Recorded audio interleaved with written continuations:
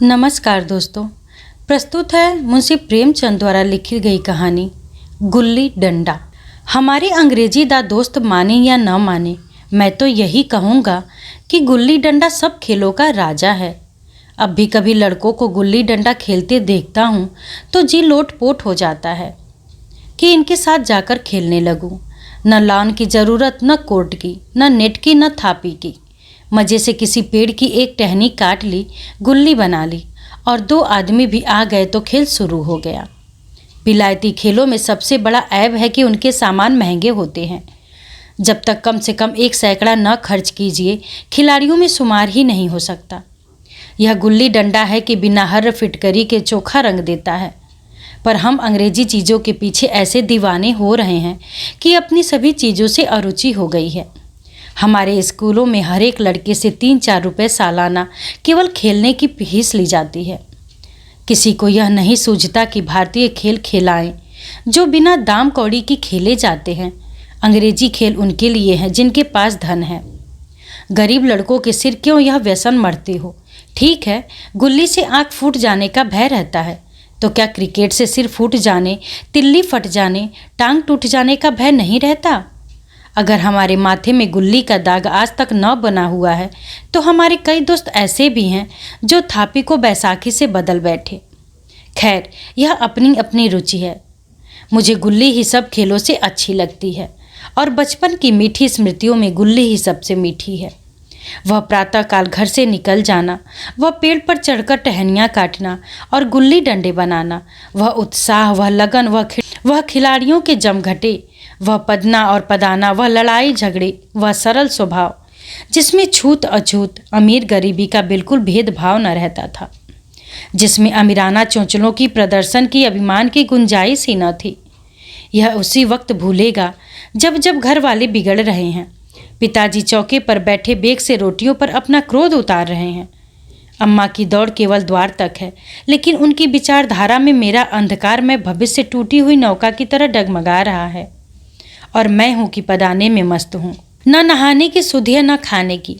गुल्ली है तो जरा सी, पर उसमें दुनिया भर की मिठाइयों की मिठास और तमाशों का आनंद भरा हुआ है। मेरे हमजोलियों में एक लड़का गया नाम का था। मुझसे 2-3 साल का बड़ा होगा। दुबला, लंबा, बंदरों की सी लंबी लंबी पतली पतली उंगलियां, बंदरों की ही सी चपलता, वही झल्लाहट। गुल्ली कैसी ही हो, उस पर इस तरह लपकता था जैसे छिपकलियां कीड़ों पर लपकती हैं।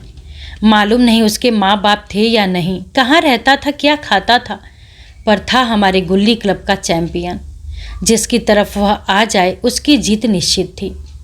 हम सब उसे दूर से आते देख उसका दौड़कर स्वागत करते थे और उसे अपना गोइया बना लेते थे। एक दिन हम और गया 2 ही खेल रहे थे। वह पदा रहा था, मैं पद रहा था। मगर कुछ विचित्र बात है कि पदाने में हम दिन भर मस्त रह सकते हैं, पदना 1 मिनट का भी अखरता है। मैंने गला छुड़ाने के लिए सब चालें चलीं जो ऐसे अवसर पर शास्त्र विहित न होने पर भी क्षम्य है, लेकिन गया अपना दांव लिए बगैर मेरा पिंड न छोड़ता था। मैं घर की ओर भागा। अनुनय विनय का कोई असर न हुआ। गया ने मुझे दौड़कर पकड़ लिया और डंडा तानकर बोला, मेरा दांव देकर जाओ। पदाया तो बड़े बहादुर बनके, पदने के बेर क्यों भागे जाते हो?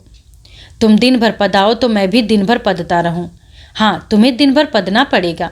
न खाने जाऊं, न पीने जाऊं। हाँ, मेरा दांव दिए बिना कहीं नहीं जा सकते। मैं तुम्हारा गुलाम हूँ? हाँ, मेरे गुलाम हो। मैं घर जाता हूँ, देखो मेरा क्या कर लेते हो। घर कैसे जाओगे? कोई दिल लगी है? दांव दिया है, दांव लेंगे।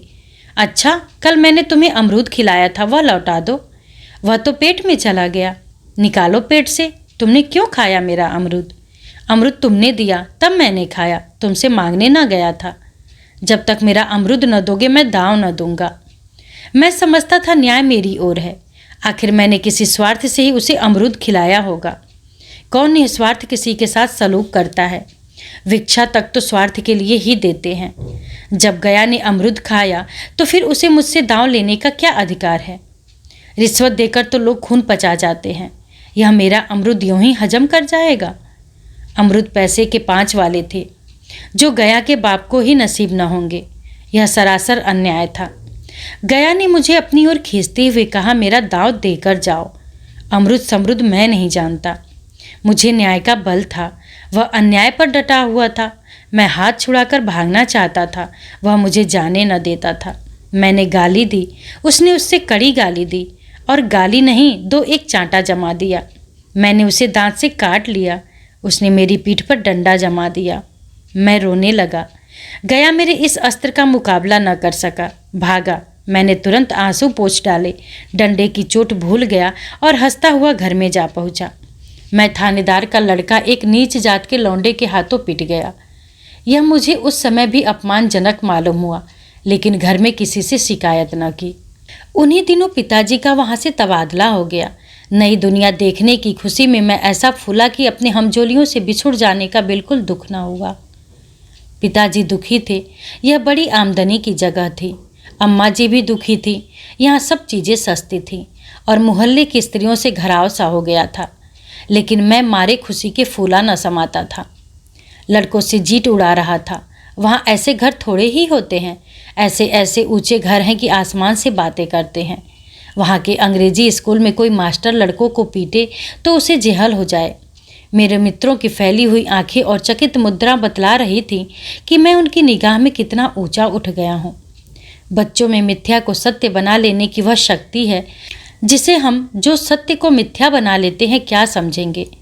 उन बेचारों को मुझसे कितनी स्पर्धा हो रही थी, मानो कह रहे थे तुम भाग्यवान हो भाई, जाओ, हमें तो इस उजाड़ ग्राम में ही जीना भी है और मरना भी है। 20 साल गुजर गए। मैंने इंजीनियरिंग पास की और उसी जिले का दौरा करता हुआ उसी कस्बे में पहुंचा और डाक बंगले में ठहरा।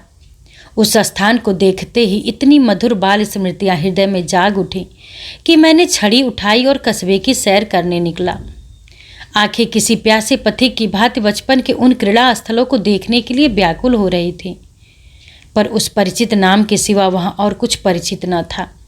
जहाँ खंडहर था, पक्के मकान खड़े थे, जहाँ बरगद का पुराना पेड़ था, वहाँ अब एक सुंदर बागीचा था।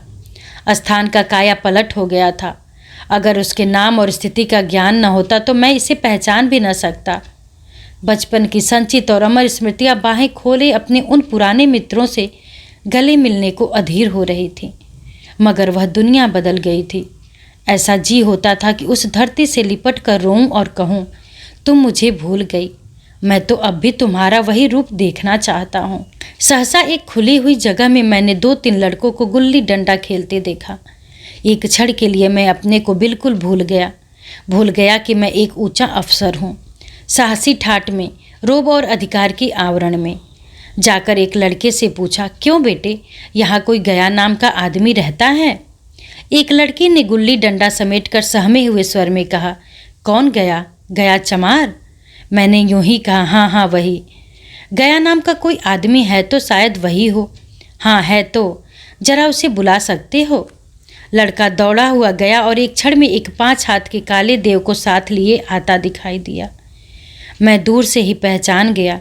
उसकी ओर लपकना चाहता था कि उसके गले लिपट जाऊं, पर कुछ सोच कर रह गया। बोला, कहो गया, मुझे पहचानते हो? गया ने झुककर सलाम किया। हाँ मालिक, भला पहचानूंगा क्यों नहीं। आप मज़े में रहें।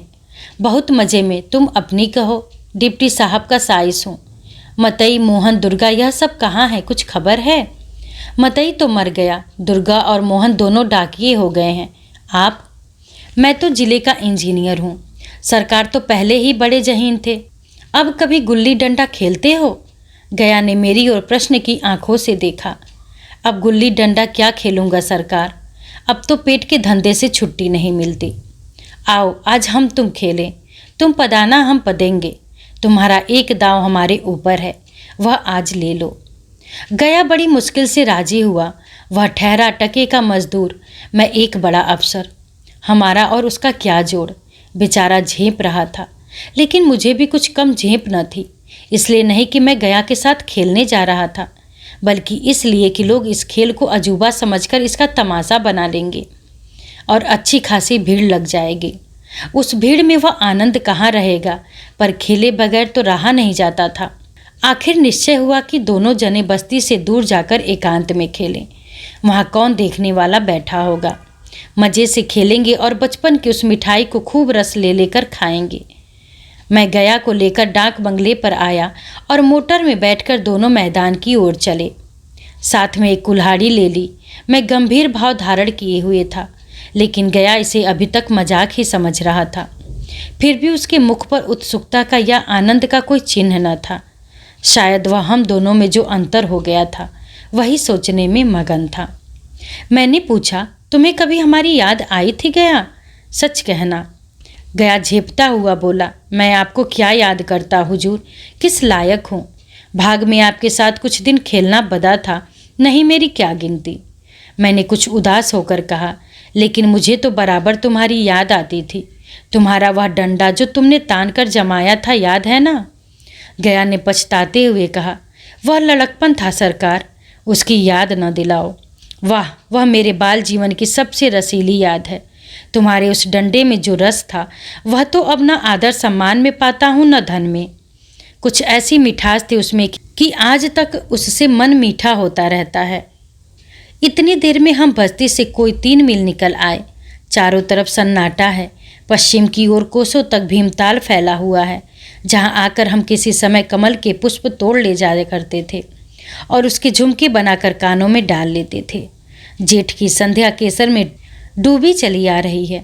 मैं लपक कर एक पेड़ पर चढ़ गया और एक टहनी काट लाया। चटपट गुल्ली डंडा बन गया। खेल शुरू हो गया। मैंने गुच्ची में गुल्ली रखकर उछाली। गुल्ली गया के सामने से निकल गई।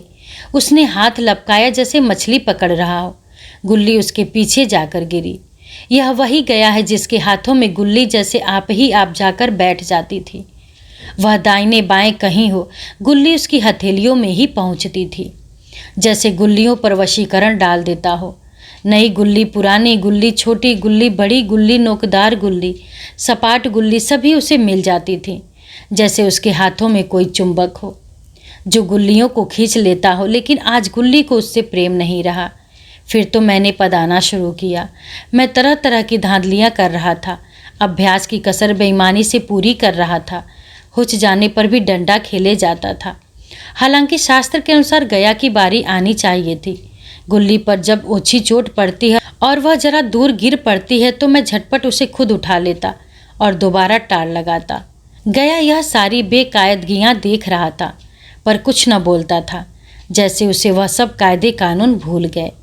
उसका निशाना कितना अचूक था। गुल्ली उसके हाथ से निकलकर टन से डंडे में आकर लगती थी। उसके हाथ से छूटकर उसका काम था डंडे से टकरा जाना, लेकिन आज वह गुल्ली डंडे में लगती ही नहीं। कभी दाहिने जाती है, कभी बाएं, कभी आगे, कभी पीछे। आध घंटे पदाने के बाद एक बार गुल्ली डंडे में आ लगी। मैंने धांधली की, गुल्ली डंडे में नहीं लगी। बिल्कुल पास से गई, लेकिन लगी नहीं। गया ने किसी प्रकार का असंतोष न प्रकट किया। न लगी होगी। डंडे में लगती तो क्या मैं बेईमानी करता? नहीं भैया, तुम भला बेईमानी करोगे? बचपन में मजाल था कि मैं ऐसा घपला करके जीता बचता। यही गया गर्दन पर चढ़ बैठता, लेकिन आज मैं उसे कितनी आसानी से धोखा दिए चला जाता था। गधा है, सारी बातें भूल गया। सहसा गुल्ली फिर डंडे में लगी और इतने जोर से लगी जैसे बंदूक छूटी हो। इस प्रमाण के सामने अब किसी तरह की धांधली करने का साहस मुझे इस वक्त भी न हो सका। लेकिन क्यों न एक बार सच को झूठ बनाने की चेष्टा करूं। मेरा हरज ही क्या। मान गया तो वाह, नहीं तो 2-4 हाथ पदना ही तो पड़ेगा। अंधेरे का बहाना करके जल्दी से गला छुड़ा लूँगा, फिर कौन दांव देने आता है। गया ने विजय के उल्लास में कहा, लग गई, लग गई। टन से बोली। मैंने अनजान बनने की चेष्टा करके कहा, तुमने लगते देखा? मैंने तो नहीं देखा। टन से बोली है सरकार, और जो किसी ईंट में लग गई हो। मेरे मुख से यह वाक्य उस समय कैसे निकला, इसका मुझे खुद आश्चर्य है।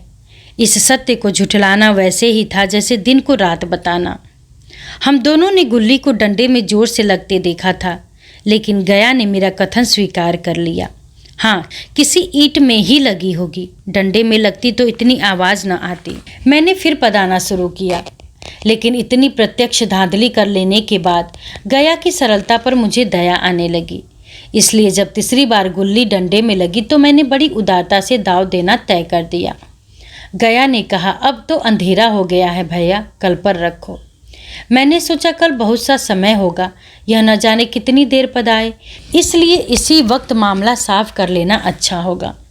नहीं नहीं, अभी बहुत उजाला है, तुम अपना दांव ले लो, गुल्ली सूझेगी नहीं, कुछ परवाह नहीं। गया ने पदाना शुरू किया, पर उसे अब बिल्कुल अभ्यास न था। उसने 2 बार टाण लगाने का इरादा किया, पर दोनों ही बार हुच गया।